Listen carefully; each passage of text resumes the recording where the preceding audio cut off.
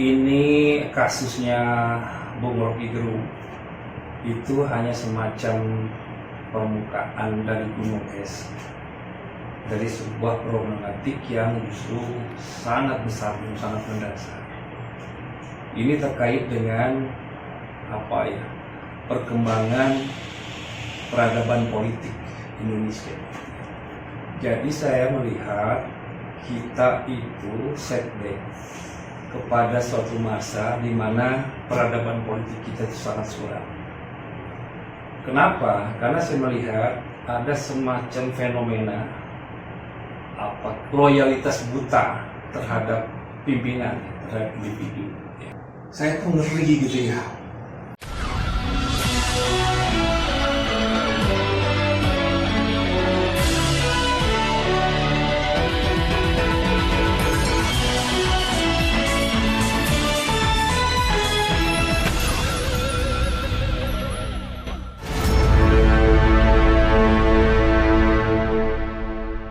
Assalamualaikum warahmatullahi wabarakatuh. Apa kabar? Kembali berjumpa dengan saya, Hersy Beno Arif dari Forum News Network. Selamat menikmati akhir pekan ya. Mudah-mudahan saja akhir pekan ini bisa membawa kebahagiaan Anda berkumpul bersama dengan para keluarga. Munculnya berbagai aksi kemarahan, laporan polisi dari para pendukung Presiden Jokowi terhadap kritik Rocky Gerung ini menimbulkan banyak sekali pertanyaan-pertanyaan dan juga keheranan. Mengapa soal itu masih bisa terjadi di negara yang katanya demokrasi dan menjunjung tinggi hukum seperti Indonesia saat ini? Ini bukan hanya warga biasa yang bertanya-tanya. Pertanyaan yang sama atau tepatnya keheranan terhadap sikap para pendukung Presiden Jokowi yang rame-rame melaporkan Rocky Gerung ke polisi dan melarang Rocky berbicara di berbagai daerah dan di berbagai forum, bahkan kemudian menggeruduk dan melempari rumah Rocky Gerung dengan telur busuk. Ini juga mengundang keheranan dan tanda tanya dari pakar hukum tata negara dari Universitas Padjadjaran Bandung, Dr. Indra Perwira, SHMH. Saya melihat ini kasusnya Bung Rocky Gerung itu hanya semacam permukaan dari gunung es, dari sebuah problematik yang justru sangat besar dan sangat mendasar. Ini terkait dengan perkembangan peradaban politik Indonesia. Jadi saya melihat kita itu setback kepada suatu masa di mana peradaban politik kita itu sangat suram. Kenapa? Karena saya melihat ada semacam fenomena loyalitas buta terhadap pimpinan, terhadap individu, terhadap sebuah rezim, apapun lah namanya. Pertama itu sebab itu karena kita itu punya sindroma anak jajahan. Meskipun sudah 70 tahun lebih kita merdeka, tampaknya sindrom itu masih melekat. Nah, kita tahu pada masa penjajahan itu hanya 20 pilihan. Kita melawan, ditindas, dilibas, dimusnahkan, dibuang, dideportasi, atau kita menjadi antek company, ya pada itu. Kalau bahasa Bung Rocky mungkin bukan antek company, anjing company ya, tapi itu istilahnya sama. Nah yang kedua itu adalah feodalisme sisa. Kita sudah merdeka dari republik ya, secara formal ya kita berdemokrasi, tetapi di bawah sadar kita itu masih melanjutkan tradisi-tradisi feodal, di mana dalam feodalisme itu kan ada istilah sabda pandito ratu. Ini bisa makna positif, bisa negatif. Yang negatif itu artinya cuma ada 2 pasal hukumnya. Ayat pertama itu raja tak pernah salah. Kalau salah lihat pada pasal 1, kan begitu ya. Jadi begitu raja itu menjadi simbol simbol segalanya lah. Simbol kehormatan dari sebuah entitas, sehingga kalau rajanya dihina atau rajanya disinggung itu reaksi karena ada semacam loyalitas. Dan saya melihat ini justru kenapa ya kok setback ke sana. Padahal kita itu kan sebenarnya setelah reformasi itu menghendaki adanya suatu merdeka, itu bukan hanya merdeka dalam arti kita tidak dijajah. Merdeka juga dalam berpikir, merdeka juga dalam bernalar, dan merdeka juga dalam menyampaikan ekspresi. Gitu kan? Karena itu sebenarnya hukum itu justru harus melindungi kebebasan berekspresi, bukan sebaliknya, gitu ya, menghalangi apalagi menindas. Karena kalau hukum itu cenderung menindas kebebasan berekspresi itu ciri-ciri dari tadi ya kolonialisme, feodalisme ya. Tapi kalau kita komitmen pada demokratisasi dan kita adalah sebuah republik di mana negara ini adalah milik bersama, bukan milik kelompok orang, maka ya kita harus berani memberikan kebebasan kepada setiap pendapat. Apapun sudut pandang dari pendapat itu adalah bagian dari freedom of expression. Aksi para pendukung Jokowi itu membuat Dr. Indra Perwira ini ngeri karena Indonesia kok sekarang ini terkesan kembali ke era kolonial, era para penjajah. Saya tuh ngeri gitu ya. Jadi ingat Soekarno ya di penjara ya gara-gara mengkritik pemerintah kolonial Belanda. Waduh, apa ya kita kembali ke sana gitu. Hatta dibuang gitu ya, macam-macam lah para pemimpin kita. Kok kita mengambil alih sejarah kolonialisme di pemerintahan yang merdeka ini? Dan menurut saya itu sangat menyedihkan. Dalam sebuah negara demokrasi, harusnya bangsa Indonesia itu ketika menyelesaikan konfliknya lebih mengedepankan budaya hukum. Dr. Indra Perwira menawarkan kita itu bisa mengadopsi undang-undang pers yang mengembangkan budaya hukum berupa hak jawab. Iya. Kenapa kita memilih menjadi negara hukum? Agar maksudnya semua persoalan-persoalan, konflik-konflik itu diselesaikan secara hukum.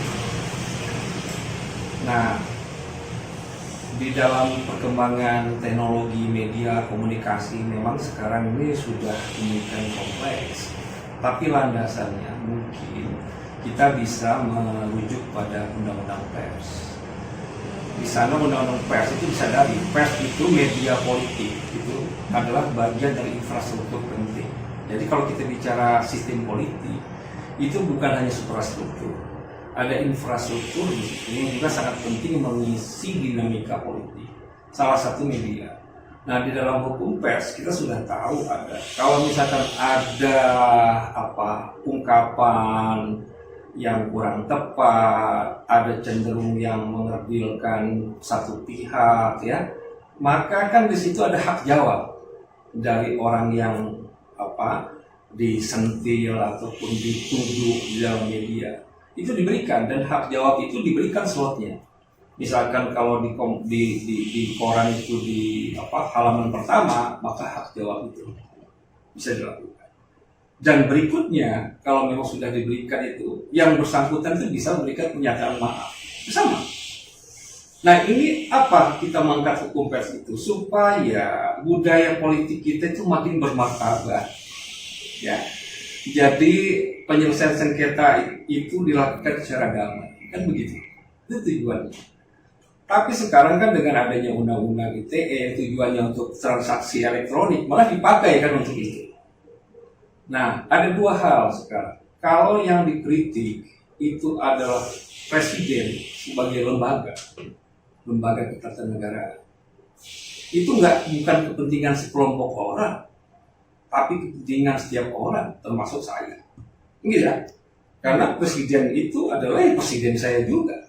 Gitu kan?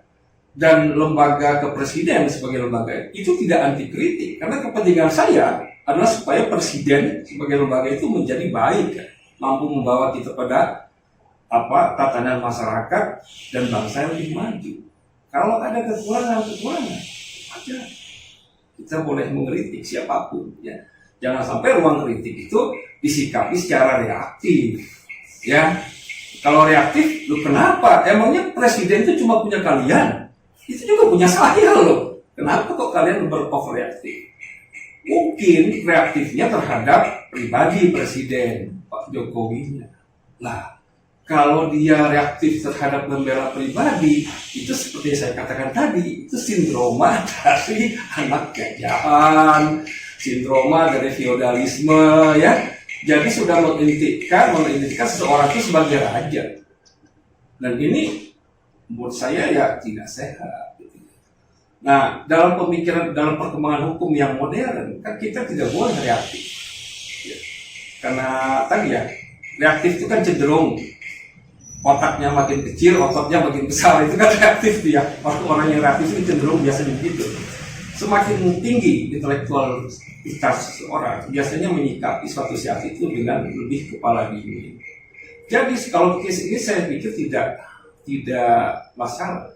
Terlepas dari substansi kritiknya, saya kira kalau dia misalkan slip of tongue itu biasa lah ya. Dosen itu kan kadang-kadang bicaranya di kelas ceplos-ceplos, kalau bicara di publik kadang-kadang kebiasaan di kelas itu terbawa. Termasuk saya sendiri.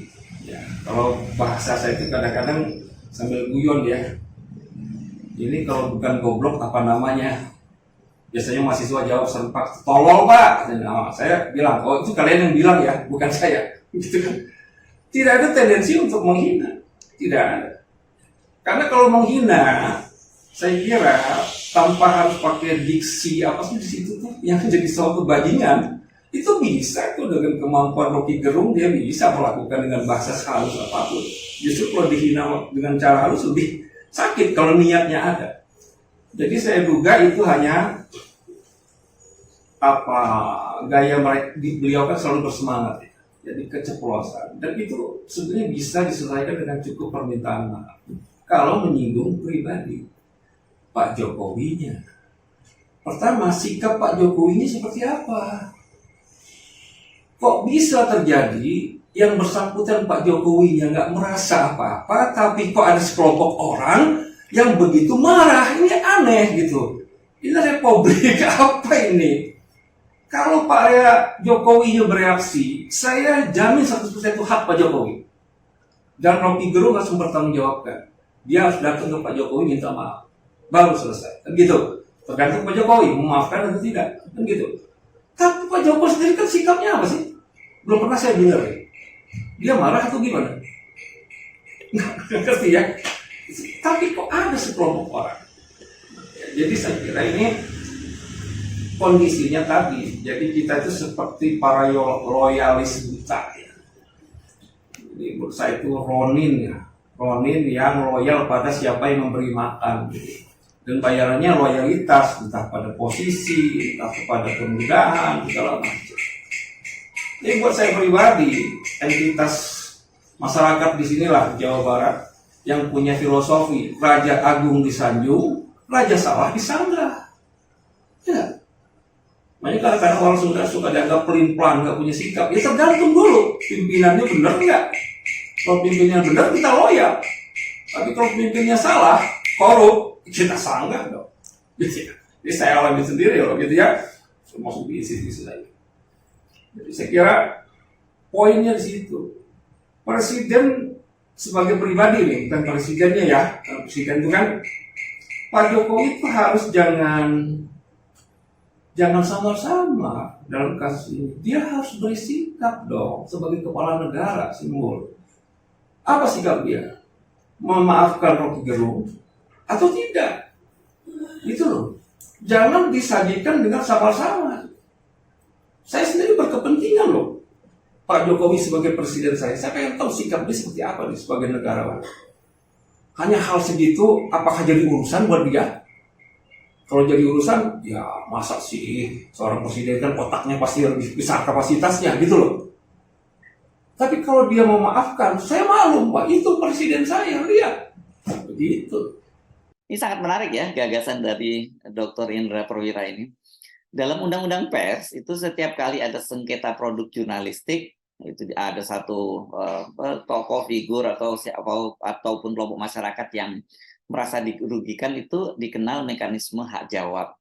Jadi mereka ini yang merasa dirugikan oleh sebuah produk media itu bisa menggunakan hak jawabnya, menjelaskan dari sisi mereka bagaimana duduk soalnya. Tidak bisa ujuk-ujuk kemudian lapor ke polisi, dan polisi juga sudah punya mekanisme sendiri dalam menghadapi hal semacam ini karena ada MOU antara Dewan Pers dengan Kapolri gitu yang tidak bisa langsung melaporkan ke polisi, harus dikembalikan dulu ke Dewan Pers dan kemudian bagaimana Dewan Pers menilainya, apakah cukup dengan menggunakan hak jawab atau memang ini ada unsur pidana. Jadi polisi dalam kasus-kasus semacam ini biasanya menolak ya kalau ada orang atau tokoh yang merasa dirugikan oleh produk jurnalistik dan tiba-tiba melaporkannya ke polisi.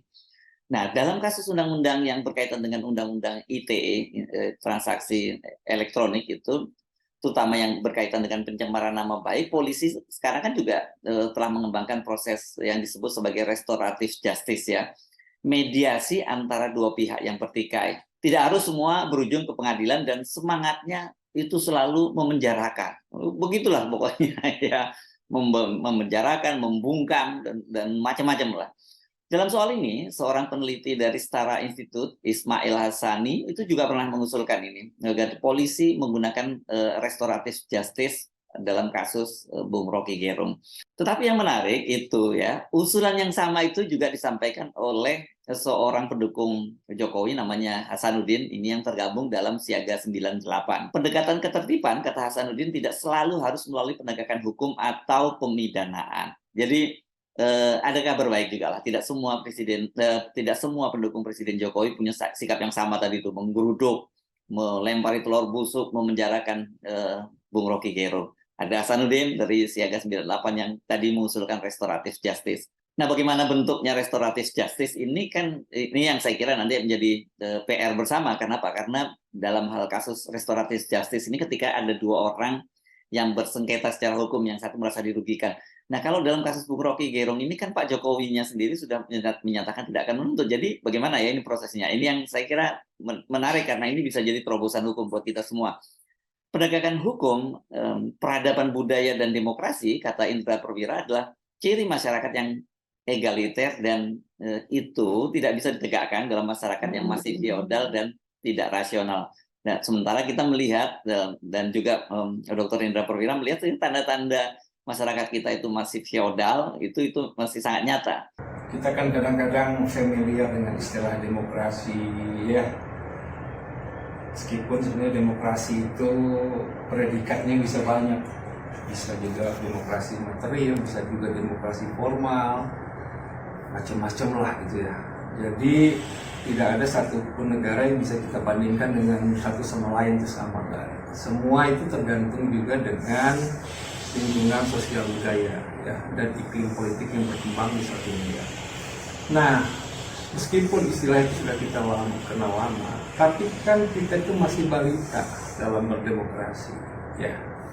Dan demokrasi itu bukan hanya sebuah sistem politik, sebuah sistem pemerintahan, sebuah cara pengisian jabatan atau pengambilan keputusan. Jauh lebih luas dari itu, demokrasi adalah sebuah sistem nilai, sebuah value dalam peradaban. Nah, demokrasi itu hanya berkembang di tataran masyarakat yang egalitarian, rasional, ya, logis, rasional, dan objektif. Demokrasi itu susah berkembang dalam tatanan masyarakat yang paternalistik, yang subjektif, yang irasional, emosional, susah. Nah, kalau masyarakat demokrasi yang sudah mengembangkan etikanya berdemokrasi, maka yang dikedepankan itu lebih pada rasionalitas, ya, lebih pada objektivitas, tidak reaktif, tidak emosional, ya. Karena demokrasi nggak bisa kita bangun dalam tataran masyarakat yang mudah letupan. Katakanlah dalam kasus Rocky Gerung, dia ngomong begini, terus dia respon dengan sangat emosional, dengan reaktif. Nanti dulu, ya mestinya kalau tataran itu, lo kenapa ngomong begitu? Panggil kan, kita dialog. Nah, demokrasi itu kan salah satu bentuknya adalah dialog. Bahasa undang-undang dasar kita itu musyawarah. Jadi kalau kita meninggalkan prinsip musyawarah dan menyerahkan selama apalagi ke instrumen hukum pidana, yaitu kita berarti belum beradab secara demokrasi. Itu pertama. Jadi kita masih belajar berdemokrasi. Semua, bukan hanya penyelenggara negara, termasuk masyarakat, termasuk saya sendiri, ya, termasuk kita-kita. Nah, kenapa? Kita kan harus mengembangkan etika politik di dalam berdemokrasi. Bagaimana cara kita mengkritik, dan bagaimana pemerintah merespon kritik itu sama-sama belajar.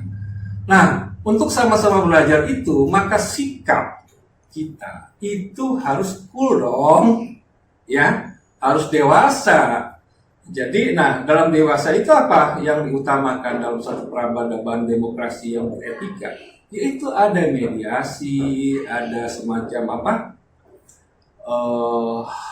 dialog gitu ya, untuk mencari apa kebenaran dari suatu peristiwa. Jangan kita over judgment. Over judgment itu apa artinya? Kalau dalam negara hukum itu kan hanya pengadilan yang menyatakan salah dan tidak salah. Over judgment itu sebelum masuk pengadilan kita udah ngatain dia salah. Itu sikap yang anti demokratis ya, sikap yang kadang-kadang tidak beretika menurut saya. Nah, dalam kasus ini saya kira kita kembalilah sama-sama bahwa ada saudara Rocky ya, dengan gaya bahasa dia, mungkin dia memang apa, secara kelepasan menggunakan satu diksi yang dianggap tidak layak. Saya juga aneh gitu ya, karena sekarang ini sejak zaman pemerintahan Jokowi kan ada diksi baru namanya kadrun, dan Rocky Gerung dan kawan-kawan kan sering disebut itu. Itu bagi saya ya, saya nggak tahu lah. Karena penghinaan atau tidak, itu tergantung dari pihak yang disebutkan. Semakin besar kapasitas otaknya dalam berdemokrasi, maka responnya semakin kalem. Maka mungkin diabaikan. Itu sebagai sebuah dinamika, perbedaan pendapat. Tapi kalau itu direspon dengan emosi, yaitu ya, artinya ya kita bisa menilai lah. Tingkat peradaban demokrasi kita itu masih jauh di dalam membangun etika. Jadi, peristiwa ini buat saya itu ada hikmahnya untuk sama-sama kita belajar membangun etika demokrasi. Ya, kalau kita mau mengambil hikmahnya, gitu ya. Kalau kita ingin menjadi lebih baik di kemudian hari. Tanpa ada suatu kesalahan, bagaimana mungkin kita bisa belajar? Secara pribadi, Rocky Gerung mungkin menyadari sekarang pun, wah, ke depan saya tidak boleh memakai diksi ini, karena ternyata tidak semua komunitas itu bisa menerima. Kenapa? Karena masyarakat kita memang heterogen. Ya, subkulturnya kan beragam. Persepsi tentang benar, salah, baik, buruk bisa saja berbeda-beda, sehingga kita tidak bisa menggunakan satu diksi untuk seluruh masyarakat Indonesia. Saya kira itu. Nah, kalau kita simak pernyataan Dr. Indra Perwira tadi, sesungguhnya kekacauan yang terjadi saat ini, ya, pengerahan massa di mana-mana, menekan aparat hukum untuk mempidanakan Rocky Gerung, itu sesungguhnya bisa diakhiri. Ini nggak perlu macam-macam, nggak perlu proses ada restoratif justice dan sebagainya, oleh sikap tegas dari Presiden Jokowi sendiri. Kan Presiden Jokowi sudah menyatakan bahwa itu kan hal-hal kecil saja dan mau fokus kerja. Pak Mahfud MD ini salah satu menteri pembantu utama dari Presiden Jokowi sudah menyatakan bahwa Pak Jokowi itu tidak akan mengadukan ke polisi.